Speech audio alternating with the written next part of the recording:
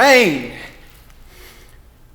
The day was October 9th, 2009.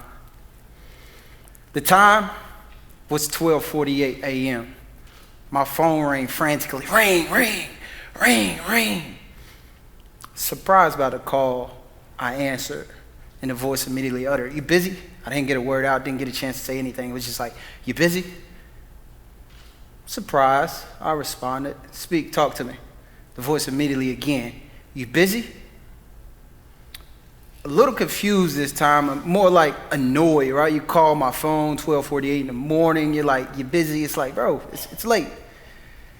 But it was the next words that I heard that forever altered the course of my life, or should I say at that time, life as I knew. Kenny, the voice on the phone, delivered the news. He said, "It's your brother. He just got killed." Pain. Or maybe it was the day of my brother's funeral when I saw his casket and when I saw my mother just emphatically crying, "My baby, my baby, my baby," as my brother's casket was pushed in the back of a hearse. That was the start of her pain, the start of our pain.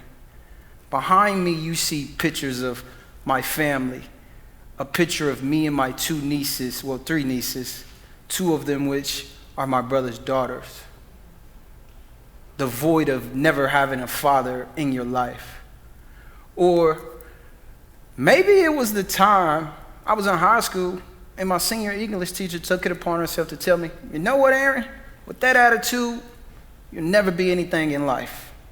Imagine being 18 years old, trying to figure it out, not knowing what your next steps are, and yet the person that is there to help you get to the next step, that is there to build you up, tears you down. Pain. Or maybe it was most recently, October 8th, 2020. Another call, another message, but this time it was my best friend, my right-hand man, my brother after my brother passed. The call, he passed away suddenly due to COVID. And if you're keeping up with me, you'll recognize the significance of the dates.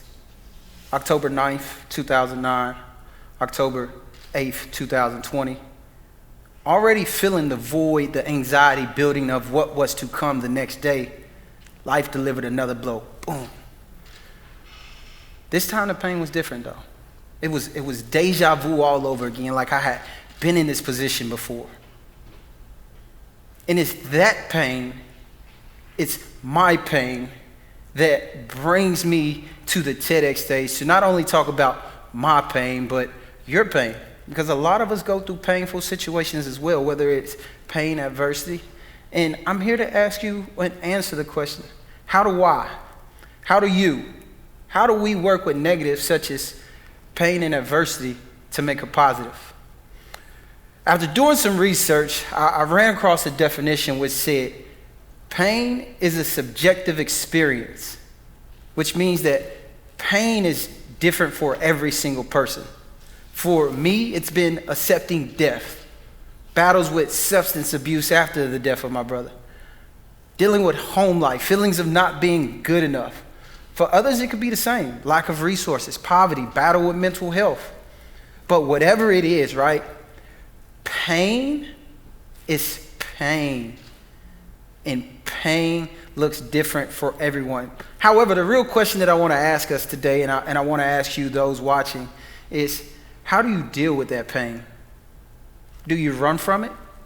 Do you embrace it? Do you cope like I did? Do you seek help? Or was it like me in 2009 when I talk about coping? I mean, daily, it was weed, it was pills, it was living in the bottom of a bottle, numbing to where I didn't have to face my reality, numbing to where I didn't have to feel those feelings. And that all ended on February 6, 2010. I found myself in the most unlikely place, and I want to talk about finding yourself during dark times. And my dark times, not knowing how to cope healthy, led me to finding myself in a jail cell. And it was while in a jail cell I reflected on a conversation with my then deceased brother where he told me at one point, this was just short of him passing, I don't know if he was a prophet at the time, but he said, you got too many people invested in you to fail. And that was from family who had contributed monetarily for me to make my education possible, mentors that dedicated their time, whatever it was. I had so many people invested in me, invested in my success. And his death, me going to jail, gave me two options. Number one, stay on a collision course with disaster. Or number two, simply put, figure my shit out. And it was during my reflection period, figuring it out, that his death really inspired me. I looked at the worst day of my life somehow, and I created a silver lining, because the worst day of my life became the best day of my life. It inspired me to move different. It inspired me to set goals. And let me tell you about it. When my brother passed away, I was not the best college student. I was, skipping class, selling weed on the side, doing every other thing but school. However, the moment that he passed away, I said, I got to do something different. Because when I was in jail, I called my mom, and to hear her cries on the phone, that was pain. On the journey of me creating a mess for myself, I had to do what we call embrace the suck. Plain and simple, right? Unfavorable times, life wasn't good, things were bad, I was borderline flunking out of school, I was living the life of a heathen, smoking weed every day, drinking every day. I wasn't myself. Things were bad. When I say bad, I didn't know what to do. I didn't know how to cope. I ran, I sought help in other ways. Embracing the suck, I wanted to continue to numb. I wanted to continue to use substances. However, it was a line by the great Sean Carter, better known as Jay-Z, in a song called Lost Lands, where he echoes a sentiment that says, time don't go back, it goes forward. You can't run from the pain, go towards it. And that's exactly what I did. And that's exactly what I encourage you to do when we think about working with negatives to make a positive. Embrace those feelings, right? It sucks, it doesn't feel good. But if you cope, you'll never feel them. Move through the process. Ask yourself, what is this moment sent to teach me? Right? What can I learn from this moment? And on this journey, as you embrace the suck, I got to ask you a couple questions that I had to ask myself. And it's very important that I ask you these things. Number one, do you have the courage? And I ask you, do you have the courage? Because guess what? When you're embracing the suck and life is really hitting you, throwing punches, every day is not going to feel good. Some days are going to be good. You're going to have the energy. You're going to frolic around. Oh, life is peachy and rosy. And then the next day could be a downward spiral. You're not feeling good. I don't have the energy. However, in spite of all that you do, are you able to see it through? Are you able to persevere and pick yourself up when life is throwing punches? Number two, I got to ask you this question.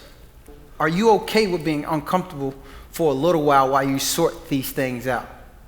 Because pain, adversity, it takes time.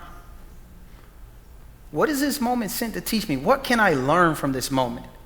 In this time, it's imperative that you give yourself grace. Yes, you want things a certain way. You want things to go right. You want things to be better, but overnight doesn't happen. Next on this journey of working with negatives to make a positive, I want to talk about healing. Considering a lot of the pain that we go through is external and out of your control, like I couldn't do anything about my brother getting killed, right? You live in the streets, you die in the streets is what they say. But him dying saved my life. It gave me an outlet, a way to move different. As you heal and as you grieve, recognize those emotions, the highs, the lows, right? It's imperative. And also, a lot of the pain that we go through is internal. Some things that you might have yet to share, like the last 26 years that I held in, that I was sexually assaulted as a kid, and finally at the age of 32, I'm able to let it out. Healing, moving forward. And as you heal, as you go through this process, I want you to create a silver lining. Create new positive images. Work daily at creating new habits. And as you go through this process, I need to ask you one thing, and one very important thing. Try to do your best not to isolate, because isolation feeds the negativity, the negative emotions, the pain, adversity that we're trying to manifest into positivity, into good things. As we go forward and we get ready to close out, how do we work with pain and adversity to make a positive? Our next stop leads us to the urban poet named Jermaine Cole, better known as J. Cole. Cole has a critically acclaimed track called Love Yours. He starts the track off with a simple word, love yours, love yours. Moments later on the song, he goes into a bar which he echoes, don't be sleeping on your level, because it's beauty in the struggle.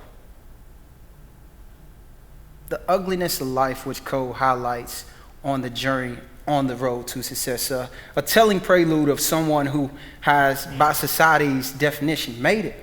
He has the money, he has the accolades, the fame, everything that he wants. But yet, Cole highlights this track. And much like this heart behind me, our story is made up of many aspects, many little dots, many things that connect our journey. For example, take this Polaroid camera, right?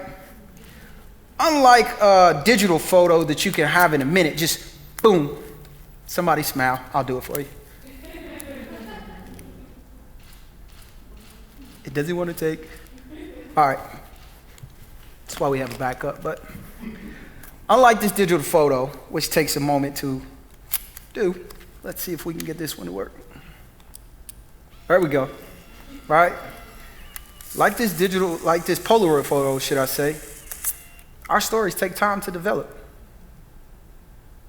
Right? This Polaroid photo must first have air. And only when it does have air and it has a little time, it develops and shows what it truly captured. Much like our pain, much like our adversity, we have to continue to go through life to really understand what our pain is meant to teach us, what our adversity has meant to build us. My pain became power. My pain became my story. My adversity became my strength. And much like me, your pain, your adversity is doing the same thing.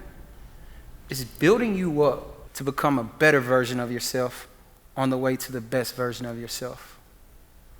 And just as you've learned from me today, recognize the power of your story.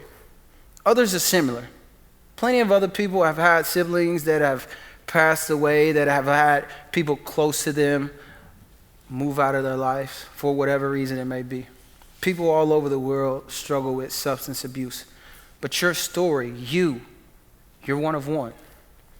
I'm the only Aaron Phillip Harris there is. My story matters. Your story matters. Recognize others' ability to learn from you just as you have learned from me today on this journey of working with negatives to make a positive. As I leave you today, I want you to think about a few things. I want you to think, when life throws its punches, are you able to rope a dope like my man Muhammad Ali? Lean back on the ropes, and as life throws those punches, embrace them, but move out of the way. Number 2, never, ever, ever give up. The best is yet to come. Maybe you'll put together another good days to where you have a good life.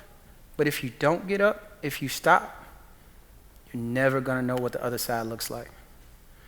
As I leave you today, I'd like to leave you with a quote by the saint named Ermias, better known as Nipsey Hussle. How do you work with negatives to make a positive? You live boldly, you live courageous, and recognize the highest human act is to inspire. Now let your marathon continue. Thank you.